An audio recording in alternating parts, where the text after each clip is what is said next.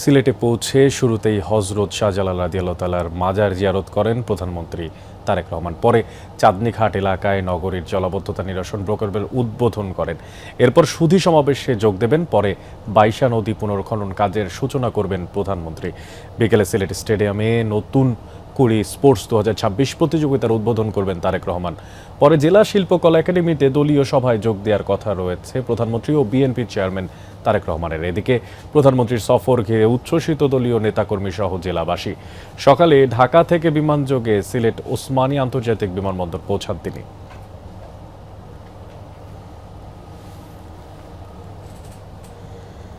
এ পর্যায়ে সিলেট চাঁদনীঘাট থেকে যুক্ত করে নিচ্ছি সহকর্মী মাহবুবুর রহমান রিপনকে। রিপন, প্রধানমন্ত্রীর চাঁদনীঘাটে কি কি প্রকল্পের উদ্বোধন করলেন সেই বিষয়ে একটা বিস্তারিত তথ্য আপনার মাধ্যমে জানতে চাই।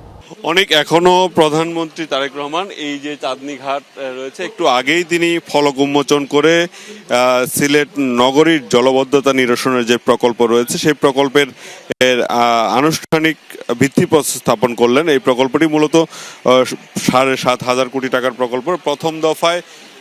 প্রথম দফায় মূলত 4,000 কোটি টাকার মতো এই প্রকল্প রয়েছে। এই প্রকল্পের মধ্যে রয়েছে এই যে সুরমা নদী রয়েছে, সুরমা নদীর দু তীরে প্রায় 15 কিলোমিটার জুড়ে একটি শহর রক্ষা বাঁধ তৈরি করা এবং যে সকল খাল রয়েছে, মূলত আমরা গত 22 সালের বন্যার পর যে চিত্র দেখেছিলাম যে খালগুলো শহরের মাঝখান দিয়ে এসে সুরমা নদীতে পড়েছে এবং এই খাল বেয়েই নদীর পানি শহরে প্রবেশ করেছে এবং এইসব খালের মুখে সুইচ গেট নির্মাণের বিষয়টিও এই প্রকল্পের মধ্যে রয়েছে।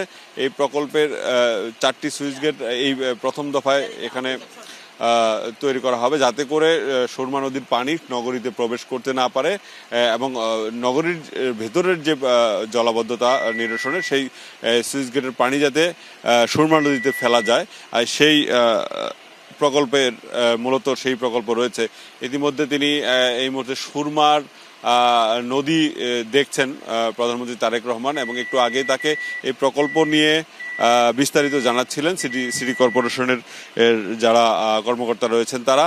মূলত বলে রাখি যে এই প্রকল্পটি 2022 সালের বন্যার পরেই কিন্তু তৈরি করা হয়েছিল। তৎকালীন যিনি মেয়র ছিলেন বিএনপির, বর্তমানে তিনি প্রবাসী কল্যাণ মন্ত্রী আরিফুল হক চৌধুরী, সে সময় তিনি এই প্রকল্পটি তৈরি করেছিলেন এবং সেই প্রকল্পটি কিন্তু গত এত বছরেও প্রায় 4 বছর আলোর মুখ দেখেনি।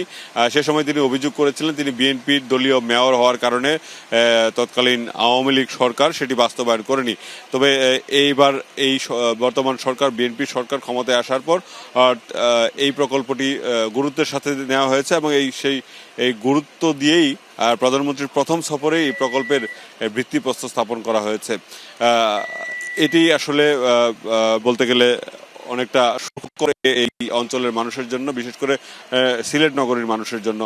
আরেকটি বিষয় বলে রাখি, ইতিমধ্যে প্রকল্পের উদ্বোধনী কাজ শেষ করে আবারও গাড়িতে উঠছেন প্রধানমন্ত্রী তারেক রহমান। এখান থেকে সিলেট সিটি কর্পোরেশনে যাবেন, সেখানে সুধী সমাবেশে বক্তব্য রাখার কথা রয়েছে। এরপরই তিনি এই বাসিয়া নদী রয়েছে, যেটি মূলত ভরাট হয়ে খালে পরিণত হয়েছে, সেই নদীর খননের কাজের উদ্বোধন করবেন তিনি। যদিও বৈরী আবহাওয়া রয়েছে, সব মিলিয়ে এখন পর্যন্ত এই সুধী সমাবেশের বক্তব্যের পর তিনি মূলত বাসিয়া নদী যে খনন কাজের উদ্বোধন সেটি তিনি করবেন। রিপন, আপনার মাধ্যমে জানলাম এবং দেখলামও তারেক রহমান সেখানে আসলে নানাবিধ কার্যক্রম ধরে আছেন। দর্শক, এবার আমরা চলে যেতে চাই সাইফুদ্দিন রবিনের কাছে। রবিন, আপনার মাধ্যমে জানতে চাই আসলে কখন নাগাদ প্রধানমন্ত্রী সুধী সমাবেশে যোগ দেবেন, সেই ব্যাপারে বিস্তারিত কি তথ্যপত্র আছে আপনার কাছে? যেমনটি সহকর্মী মাহবুবুর রহমান রিপন জানাচ্ছেন যে শহরের চাঁদনীঘাট এলাকায় তিনি সিলেট বন্যা প্রতিরোধ প্রকল্পের অংশ হিসেবে যে বিভিন্ন অবকাঠামো রয়েছে সেসব নির্মাণ কাজের উদ্বোধন করলেন এবং সেই সঙ্গে শহরের জলাবদ্ধতা নিরসন এবং সুরমা নদীর উভয় তীর সৌন্দর্য বর্ধন কর্মসূচির বলাচির উদ্বোধন শেষে তিনি এখন এই সুধী সমাবেশের উদ্দেশ্যে, আমি যে সুধী সমাবেশটায় রয়েছি সিলেট সিটি কর্পোরেশন প্রাঙ্গণে, এবং এখানটায় সিলেটবাসীর উদ্দেশ্যে তিনি বক্তব্য রাখবেন কিংবা তার যেই কর্মপরিকল্পনা সিলেট সহ গোটা দেশ জুড়ে সেই পরিকল্পনা তুলে ধরবেন তিনি।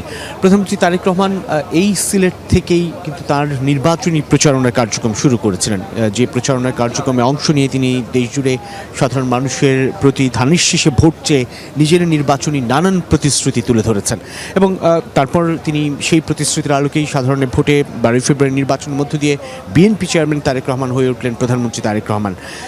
তারপর থেকেই দেশ জুড়ে ছুটে বেড়াচ্ছেন নিজের সেই নির্বাচনী প্রতিশ্রুতিগুলো বাস্তবায়নের লক্ষ্যে, পাইলট প্রজেক্টগুলোর উদ্বোধন করে তারই অংশ হিসেবে বলা চলে এবার সিলেটে আরও একবার আসা এবং তিনি এখানে এসে সেই প্রতিশ্রুতি বাস্তবায়নে নিজের অঙ্গীকারটুকু স্পষ্ট করবেন সিলেটবাসীর উদ্দেশ্যে এবং তার লক্ষ্যে তিনি এই বৃষ্টি, তুমুল বৃষ্টি, অনেক ব্যাপক বৃষ্টি, আসলে এটা বলে বোঝানোর মতো নয়, এখনও আবহাওয়া অফিস থেকে জানা যায়নি আসলে কত মিলিমিটার বৃষ্টি ইতিমধ্যেই হয়ে গেছে, একেবারে টানা বৃষ্টি হচ্ছে গত কয়েকদিন ধরে, তার অংশ হিসেবে আজ ভোর থেকে আসলে এই বৃষ্টি অব্যাহত রয়েছে। কিন্তু এরপরেও এর মধ্যেই সিলেটবাসী অধীর আগ্রহে অপেক্ষা করছিলেন প্রধানমন্ত্রী তারেক রহমানের আগমনের এবং সকাল 10টা নাগাদ সিলেট ওসমানিয়া আন্তর্জাতিক বিমানবন্দরে তিনি যে নিয়মিত ফ্লাইটে আসলেন সেটি অবতরণ করে এবং তার সঙ্গে রয়েছেন তাঁরই সহধর্মিণী এবং সিলেটেরই কন্যা ডক্টর জুবাইদা রহমান, তিনি তাকে নিয়ে এই চাঁদনী ঘাটে উদ্বোধন করলেন এবং তার আগে হযরত শাহজালাল রহমতুল্লাহের মাজার জিয়ারত শেষ করলেন এবং এখানে অর্থাৎ এখন তিনি যে উদ্দেশ্যে রওনা দিয়েছেন তার সেই সবার আগে বাংলাদেশ খচিত সেই বাসে চড়ে এই সুধী সমাবেশে, এবং সুধী সমাবেশে স্থানীয় মানুষ আসলে অপেক্ষা করছেন প্রধানমন্ত্রীর বক্তব্য শোনার জন্য, সিলেটবাসীর জন্য তার কী বার্তা থাকে এবং দেশবাসীর জন্য কী বার্তা থাকে। এই বক্তব্য শেষ করে বা এই সুধী সমাবেশ শেষেই তিনি সার্কিট হাউসে মধ্যাহ্নভোজ এবং জোহরের নামাজের বিরতি এবং এরপর তিনি সিলেট স্টেডিয়ামে অংশ নেবেন নতুন করে স্পোর্টসের উদ্বোধন কার্যক্রমে। তারপর বিকেল 5টা নাগাদ জেলা শিল্পকলা একাডেমিতে জেলা বিএনপি নেতৃবৃন্দ বা স্থানীয় বিএনপি নেতাকর্মীদের সঙ্গে একটি মতবিনিময়ে যোগ দেবেন। এরপর সন্ধ্যা 7টায় আবারও ফ্লাইটে তিনি ঢাকায় ফিরবেন। অনেক রবিন, আপনাকে ধন্যবাদ।